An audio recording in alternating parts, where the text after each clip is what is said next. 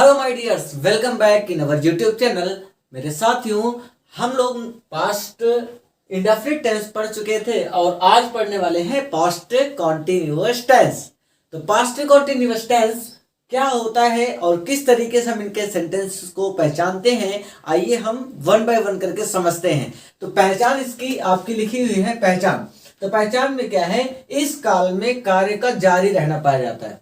सबसे फर्स्ट बात है क्या है कि इस काम में कार्य का जारी रहना पाया जाता है, नहीं पाया जाता था, है ना, क्योंकि क्या है पास्ट है और पास्ट में जितने भी काम होंगे वो क्या होंगे, पीछे हो चुके होंगे, है कि नहीं, वो सब पास्ट में हुए होंगे ना कि प्रेजेंट में। और अगर है शब्द आता है तो वो सब प्रेजेंट में होता है और था शब्द आता है तो वो सब पास्ट में होगा, है कि नहीं। तो इस काल में कार्य का जारी रहना पाया जाता था, मतलब भूतकाल में काम चल रहा था, यानी जब आप पिछले समय में थे, पिछले समय में थे तो उस समय वो काम जारी था। समझ में आ रहा है, जारी था का मतलब क्या, कॉन्टिन्यू था, है कि नहीं। परंतु काम के जारी रहने का समय नहीं दिया होता है। जारी तो था लेकिन समय नहीं दिया होता है कि वो काम कब से जारी था और कब तक जारी था, ये बात आपको नहीं बताई जाती है।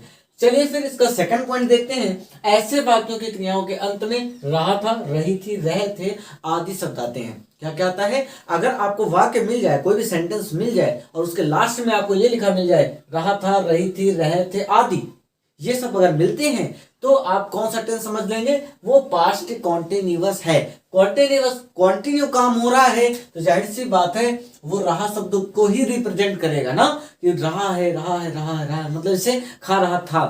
खा रहा था का मतलब क्या, वो कॉन्टिन्यू काम कर रहा था ना। और पास्ट है तो वो था शब्द को रिप्रेजेंट करेगा। तो अगर हिंदी में लिखा मिल जाता है रहा और था तो आप समझ लीजिएगा वो कौन सा टेंस है, past continuous tense. I hope ये समझ में आ गया होगा। चलो इसी को ही इंग्लिश में समझते हैं। इंग्लिश में introduction, the work continue to be found during the period, यानी काम के समय, जो भी काम होता है उस समय की बात है। Means the work was going on the past, और जो कि क्या होता है, भूतकाल में चल रहा होता है, यानी कार्य का जारी रहना तो पाया जाता था, लेकिन वो कहां पर, पास्ट में पाया जाता था। तो the work was going on the past, कहां पर, पास्ट में पाया जाता था।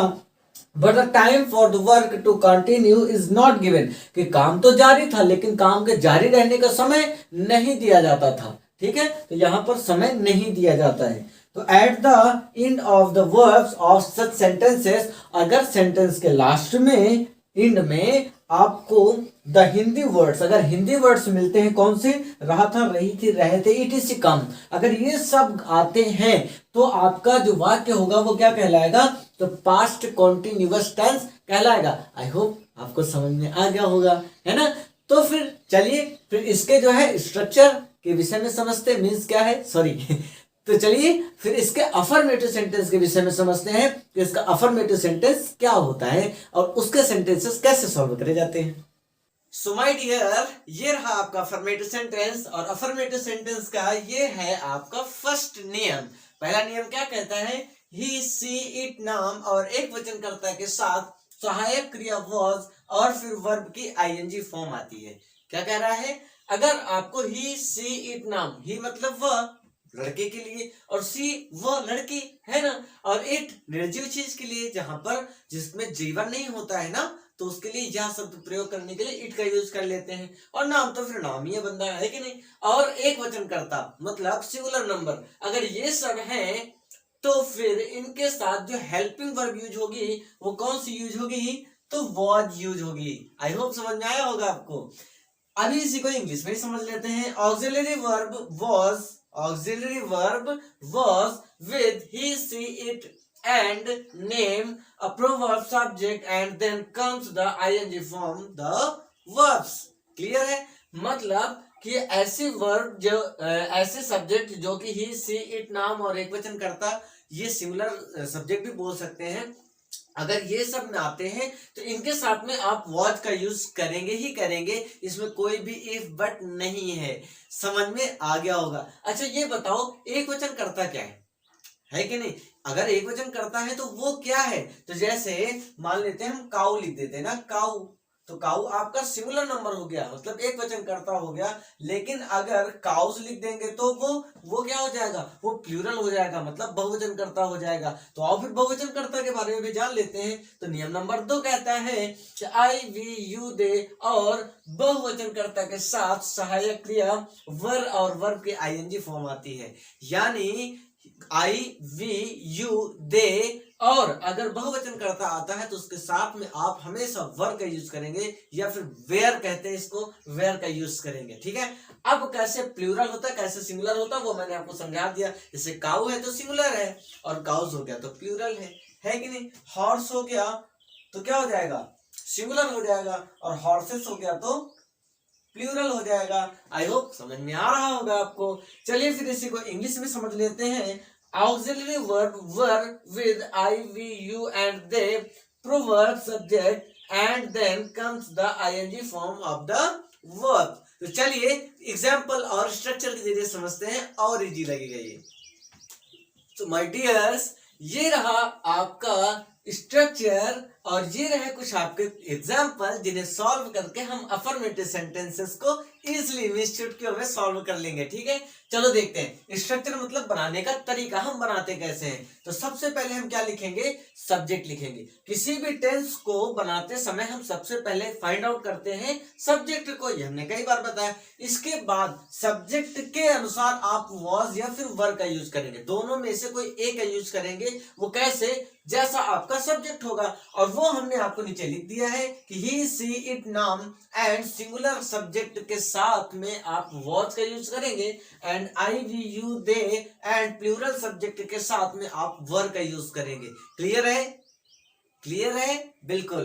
तो चलिए फिर, वह पुस्तकालय में पढ़ रही थी, वह पुस्तकालय में पढ़ रही थी, पढ़ने का काम कौन कर रहा था, वह ना, और वह एक लेडी है, लड़की है, तो लड़की के लिए हम सी का यूज करेंगे भाई, है कि नहीं। तो सब्जेक्ट में हमने सी का यूज कर लिया, और सी आपका कहां पर है, ये देखिए यहां पर है, तो इसके साथ में क्या लगना है, वॉज लगना है, वेर इज ही, है ना। तो यहां से वॉज लगा दो, मैंने वॉज लिख दिया।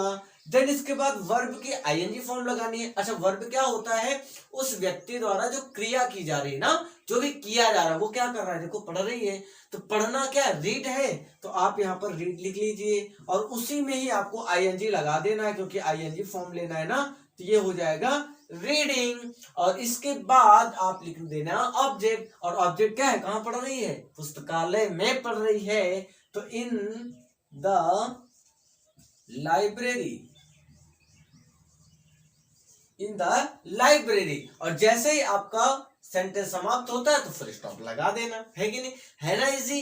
क्योंकि देखो क्या कर रहा है कि वह पुस्तकालय में पढ़ रही थी, तो सबसे पहले हमने सब्जेक्ट लिख लिया, देन हेल्पिंग वर्ब लिख लिया, इसके बाद वर्ब लिख लिया, और फिर आपने ऑब्जेक्ट लिख दिया। अगर इसके अदर में भी कुछ चीजें आती हैं तो आप इसके पीछे लिख सकते हैं, वेरी इजी है। ठीक है, चलो फिर सेकंड वाला देखते हैं। एक दिन कुछ लड़के जंगल में खेल रहे थे। एक दिन की बात है कि भाई उस दिन सारे बच्चे जो है जंगल में खेल रहे थे, तो एक दिन, तो क्या हो जाएगा, वंस डे, एक दिन, और कुछ बच्चे, तो ये हो जाएगा सम बॉयज। समझ में आया, तो वंस डे सम बॉयज, एक दिन कुछ बच्चे, तो ये पूरा का पूरा आपका क्या है, सब्जेक्ट ही तो है ना, एक दिन कुछ बच्चे, है ना, तो ये सब्जेक्ट हो गया। अब इसके बाद बच्चे बहुत सारे हैं, मतलब प्लूरल है, और अगर प्लूरल है तो आप वर्ब का यूज करेंगे, तो हेल्पिंग वर्ब इसमें से हम क्या लिख लें, तो वर्ब लिख लेंगे। इसके बाद वर्ब की आईएनजी फॉर्म लगाना है, तो खेलना को तो प्ले बोलते ही हैं, और प्ले में आप लगा देंगे आईएनजी, प्लेइंग। और कुछ बचा, जंगल बचा हुआ है, क्योंकि यही तो ऑब्जेक्ट है, कहां खेल रहे थे, जंगल में, तो in the forest. Forest means क्या होता है, तो जंगल होता है, ठीक है, और जंगल मीन्स भी जंगल ही होता है। ठीक है, तो चलो फिर नेक्स्ट है, गांव के कुछ आदमी चोर को दौड़ा रहे थे। गांव के कुछ आदमी चोर को दौड़ा रहे थे, ठीक है, दौड़ा रहे थे, आपने तो नहीं दौड़ाया ना, गांव के कुछ आदमी दौड़ा रहे थे। ठीक है, तो गांव के कुछ आदमी दौड़ा रहे थे, तो क्या हो जाएगा, सम men of village।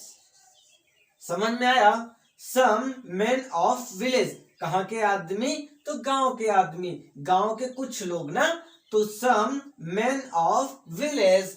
और इसके बाद अब बताइए कि कुछ आदमी हैं, वॉज लगाएं या फिर वर लगाएं, कुछ आदमी है भाई, ठीक है, तो आप वर लगा सकते हैं, क्यों, क्योंकि यहाँ पर बहुत सारे लोग रहेंगे ना, तो आप वर लगा देना। तो सम मैन ऑफ विलेज वर।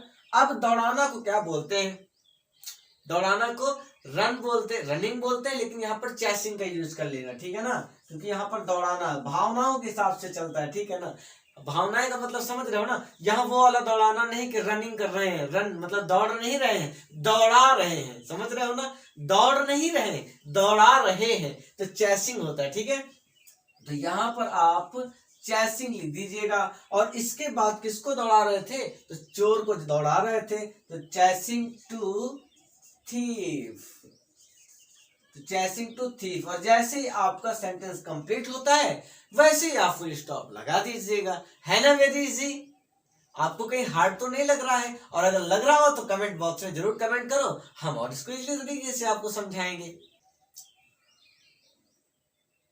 तो यहां हो जाएगा some men of village were chasing to thief, है ना, चेसिंग, एच यहां पर नहीं रहेगा, यहां पर हम लिख सकते हैं चेसिंग, SING, चेसिंग ना, तो chasing to thief, some man of village were chasing to thief. कहने का मतलब ये है कि गांव के कुछ लोग, तो सम मैन ऑफ विलेज, और भाई देखो हेल्पिंग वर्ब तो वर्ब लगाओगे क्योंकि कुछ लोग हैं, तो मीन्स क्या है, पूरा ग्रुप बना हुआ और साथ में सब मिलकर दौड़ा रहे हैं उसको, ठीक है, तो फिर क्या हो जाएगा इसके बाद, और दौड़ाना को चेसिंग बोलते, चेसिंग कर दिया, और किसको दौड़ा रहे हैं, चोर को, तो टू थीफ हो गया। तो चलिए कुछ एग्जांपल्स आपके लिए हैं, आप सॉल्व करके कमेंट बॉक्स में आंसर दीजिए, देखता हूं कौन लोग सॉल्व कर पाते हैं, और अगर कर ले गए तो मुझे समझ में आ जाएगा कि आपको ये सेंटेंस समझ में आ गया है। तो चलिए फिर मिलते हैं नेक्स्ट वीडियो में, तब तक के लिए जय हिंद।